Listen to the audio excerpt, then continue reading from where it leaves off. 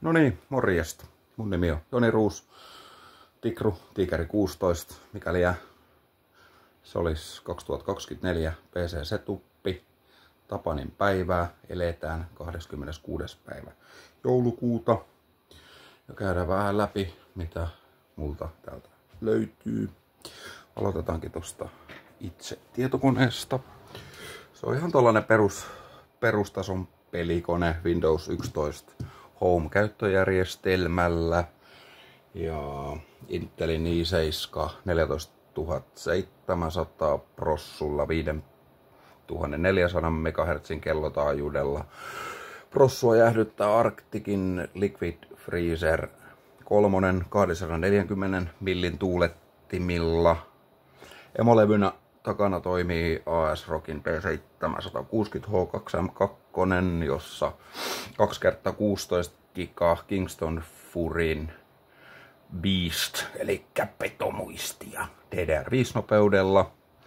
Ja näytönohjaimena GeForcen RTX 4060 Ti Dual Gigabyteilta.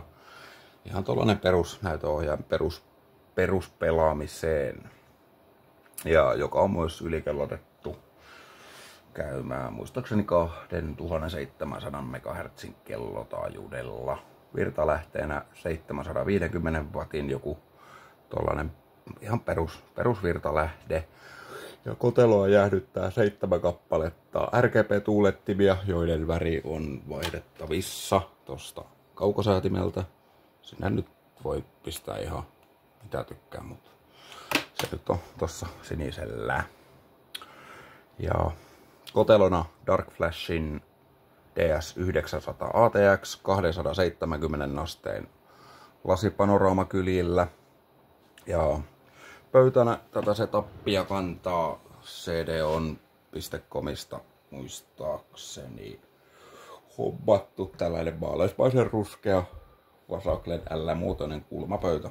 Kestävä pöytälevy. Kriteerinä mulla oli tämmönen NS Vintage kautta antiikkisen näköinen pöytä. Ja sitten näytöt. Mulla on tollanen 2 näytön konfiguraatio.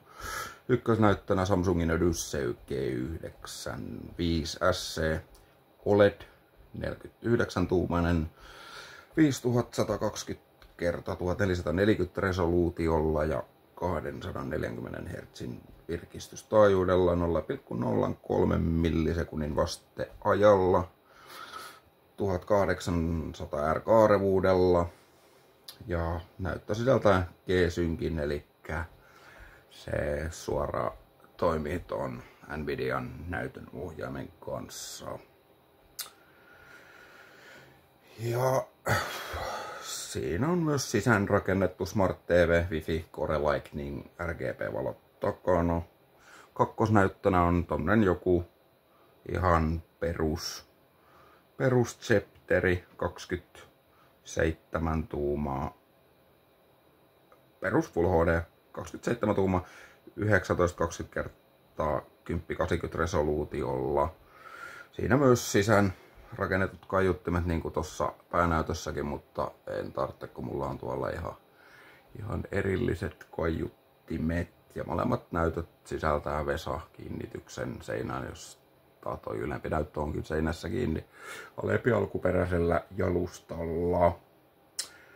Ja sitten oheistuotteina, eli hiiret, näppäimet. Niin hiirenä toimii tämmönen Gloriuksen Model D Wireless, eli langaton 19 000 dpi-alturilla, eli dpi on niinku dots per inch. Meillä se nyt kukin sanoo, mutta 6 ohjelmoitavaa painiketta, 1000 Hz pollaustaajuus, 1 millisekunnin vasteaika ja pitkä akun kesto täyteen ladattuna 71 tuntia. Kevyt pelihiiri, 50 grammaa oman käteen sopii hyvin. Ja näppäimistönä tossa meillä alumiinirukoiden Razerin Black Widow V3 Pro, varustettu Hyperspin Wireless, eli langaton yhteys.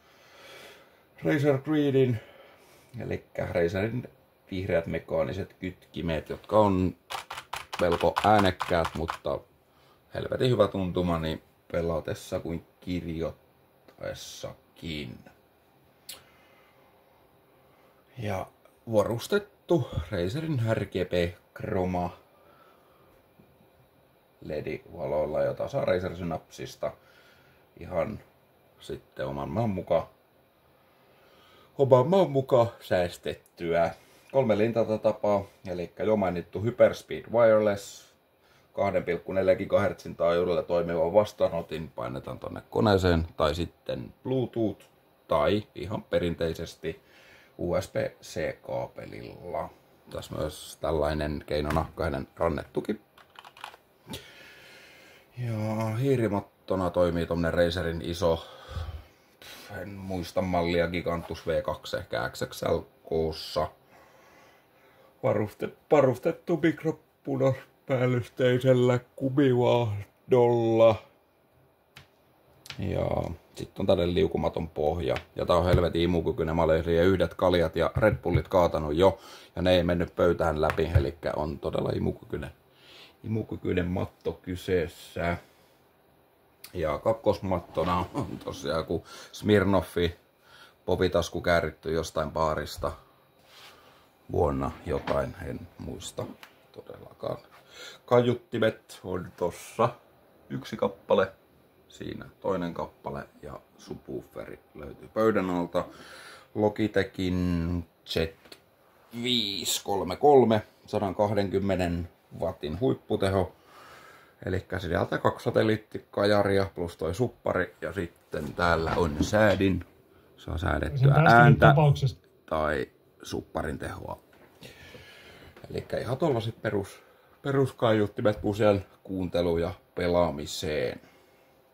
Headsettinä on tossa Razerin tällainen langallinen malli. Kraken V4. Ihan perus 40 millin elementit 7,1 tilaäänellä ulos vedettävällä Hyperclear mikrofonilla.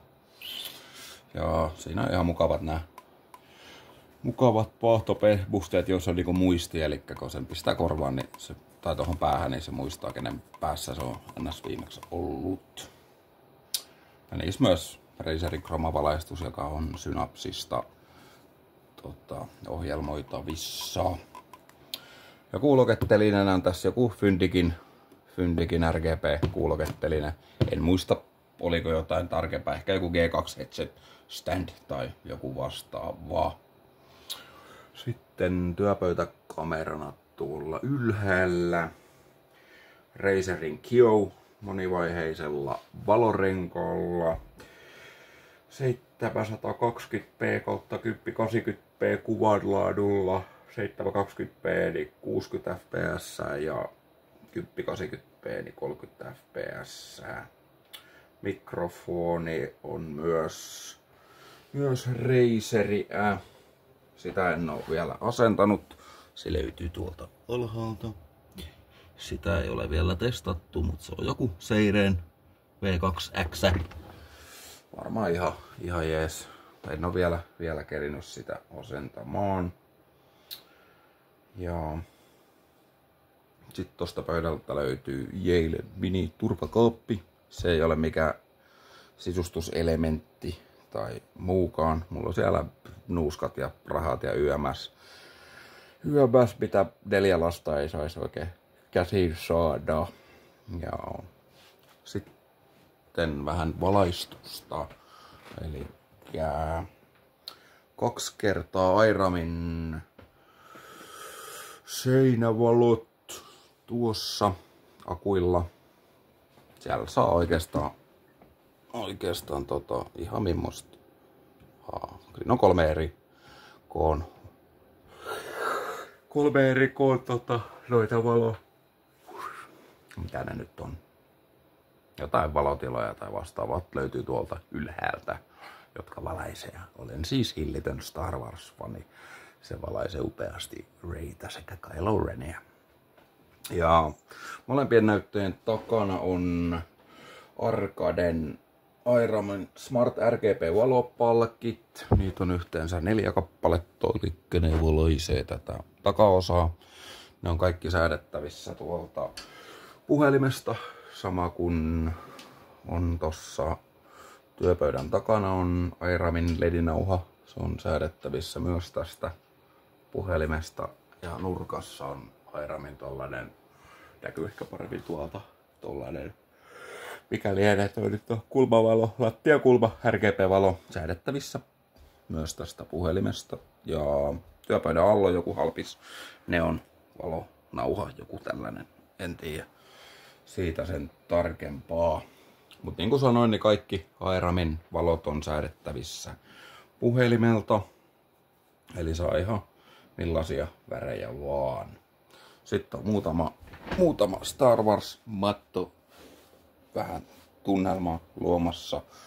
Ja muutama Star Warsin tollanen seinäjuliste, standi, mitä noin nyt, ei ole standeja, mutta julisteita. Ja siinä on Kylo Ren ja sitten on Mandalorianin Baby Yoda ja siellä itse Yoda vartioimassa viruksilta.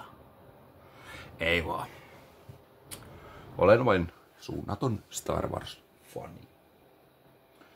Ja kaapelin hallinta on toteutettu kaikki pöydän alle. Vähän niinku näin, että niitä niinku näkyisi mahdollisimman vähän. Ja eipä niitä oikein nyt näykään täältä, kun vähän kauempaa kattoo, niin eipä tos nyt oikein montaa johtoa näy.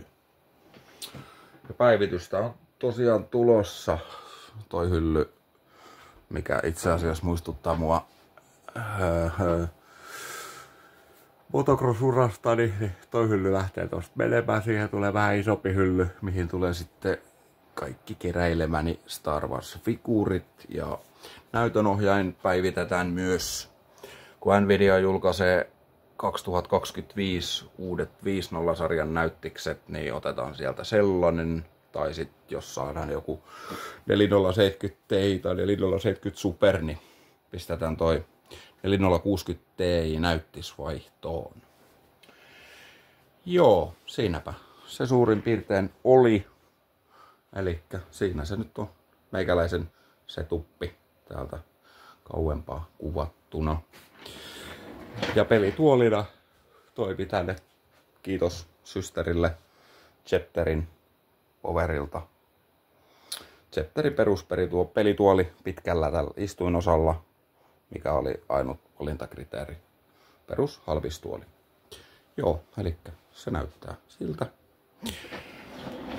Siinä on mukava pelailla GTA, Tomb Raider, vähän katsella YouTube-videoita, yms. Ja sieltä löytyy meidän sitten tuo Peto. Oletko Peto? Oletko Peto? Oletko Peto? Joo, mukavaa joulun jatkoa.